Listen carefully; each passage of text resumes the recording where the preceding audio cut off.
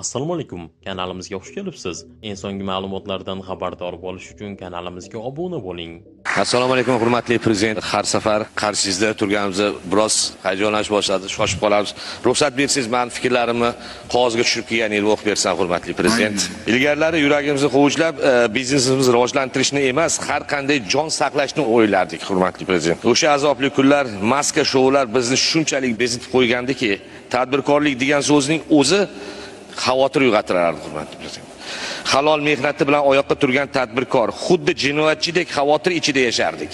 Tadbirkorlik qilib boshiga ne kulfatlar kelganini shu yerda o'tirgan sochiga oq tushgan tadbirkorlar juda yaxshi eslaymiz hurmatli prezident. Bugungi yosh tadbirkorlar jannatda yashayapti. Albatta buni qadriga yetishlari kerak hurmatli prezident. Bugun tadbirkorlar qo'rqmay, hadikizamay, erkin ishlayapti, chunki bizning ortimizda suyangan tog'imiz prezidentimiz bor. Ming rahmat sizga. Qo'shni davlatlar va chet eldagi tadbirkorlar bilan ko'p ko'rishganimizda ular bizga havas qilib, sizning prezidentingiz kabi tadbirkorlarni yoniga olib, dardini eshitib, muammolarini tizimli hal qilib, ularni o'z himoyasiga olgan bunday prezident dunyoda yo'q deb aytishyapti hurmatli prezident. Biz ko'p buni eshityapmiz. Shaxsan o'zingiz mana Amerikaga yo'l ochib berganingiz, bu yil bir korxona tushirganmiz Ohangaronda. Bugunga qadar $100 million Amerika Qo'shma Shtatlariga mahsulot eksport qildik. Yil yakuniga qadar $200 million bu yilning o'zida eksport qilyapmiz hurmatli prezident. Bu ham faqat siz ochib bergan yo'l. So'nggi kunlarda Tataristonda yuz bergan qayg'uli holat sizni juda qattiq tashvishga solgan ko'rinib turibdi hurmatli prezident. Biz hammamiz his qilyapmiz buni. Biz tadbirkorlar sizning yoningizda madadkor bo'lib turishimiz ham qarz, ham farz deb bilamiz hurmatli prezident. Bizni Akfa Holding kompaniyasi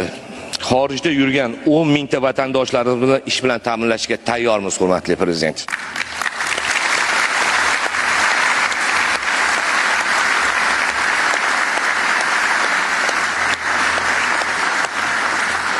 Agar ruxsat bersangiz, ertadan alohida ko'l markaz tashkil etib, Rossiyadan qaytib O'zbekistonga ishlashni xohlagan yurtdoshlarimizni ish bilan ta'minlashni boshlaymiz hurmatli prezident.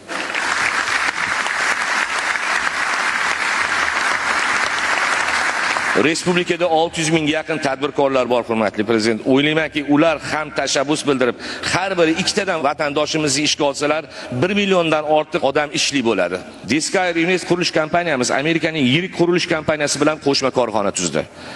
Bu hamkorlik doirasida Meksikada yirik neft kimyo kombinati va Saudiya Arabistonda Tokon kombinati qurilishini EPC kontrakt tuzish bo'yicha muzokaralar o'rnatildi hurmatli prezident. Agar ruxsat bersangiz, Meksika va Saudiya Arabistonda ishlash istagini bildirgan minglab fuqarolarimizni ishga yuboramiz. Bundan tashqari, Albaniyada ham yirik turistik kompleks qurilish loyihasi boshlanyapti. Biz ushbu loyihada qurilishda ishtirok etish bo'yicha muzokaralar o'tkazyapmiz. Bu loyiha ham o'zbekistonlik quruvchilarni ishga jalb qilishda yordam beradi.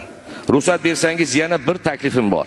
Washingtonga borganimda davlat idoralari binolarining 55% xususiy kompaniyalarga tegishli ekanligiga guvoh bo'ldik. Davlat organlari tadbirkorlardan binoni uzoq muddatli ijaraga olar ekan, hatto Adliya vazirligi hamda FBR bo'linmalarining ham ijaraga olingan binoda joylashgan.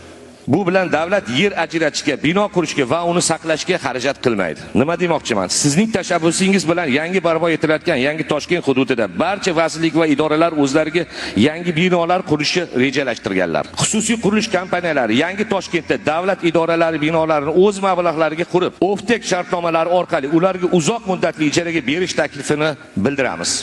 Xususiy kompaniyalar oftek shartnomasi bo'lsa, chetdan bond chaqirib, kredit olib, pul tortib kelib qurishni qila oladilar. Xususiy kompaniya o'zi buyurtmachi bo'lsa, qurish arzonlashadi va sifati ortadi. Buning natijasida davlat byudjetining ma'muriy binolar qurish uchun mo'ljallangan mablag'lari tejab qolinadi. Agar ruxsat bersangiz, bu bo'yicha takliflarimizni kiritamiz. Ushbu loyihani amalga oshirsak, 100 mingdan ortiq yangi ish o'rinlari yaratiladi. O'tgan yil tadbirkorlar bilan o'tkazgan uchrashuvdan so'ng biz 3 ta yangi fabrikani ishga tushirdik. Bitta yangi mehmonxona ochdik. Yil oxirigacha 6 ta mehmonxona ochamiz. Bu 2000 yangi ish o'rini demakdir. Biz nimaga erishgan bo'lsak, faqat sizning bizga yaratgan imkoniyatlaringiz, sharoitlaringiz va himoyangiz orqali erishdik hurmatli prezident.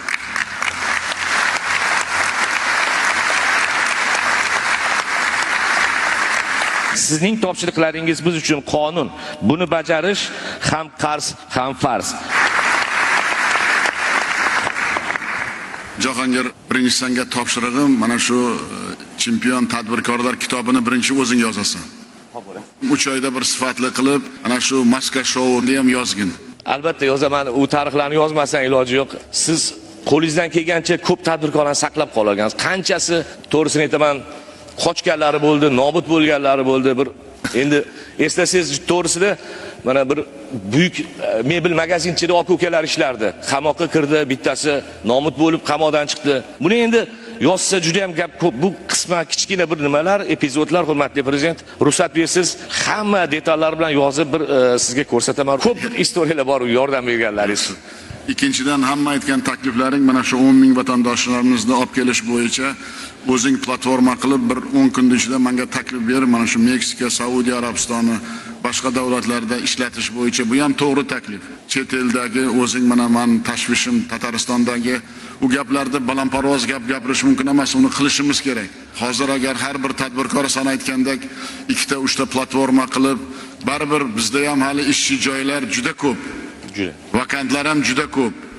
Katta rejalar ham juda ko'p tadbirkorlarda. Shuning uchun ularni platforma qilib, elchilarimiz mana Saidov o'tiribdi, elchilarni qo'shib beradi. Rossiya elchisi eng ko'pi bizda Rossiyada. Kerak bo'lsa, o'zlaring bir borib kelib, ular bilan uchrashib, yerda chempion tadbirkorlar bilan birga bo'lib, erkin, emin O'zbekistonga kelib ishlashga sharoit borligini tushuntirish kerak. Agar sizlar shu platforma qilib, chempion tadbirkorlar shuni bir 10 kun, 15 kunda mana shu masalaga taklif bersalaring, durustiga nur bo'lardi. Xo'p bo'ladi, hurmatli prezident. Hamma gaplaringni mana shu qog'ozga tushirganing juda yaxshi. 15 kun, 20 kun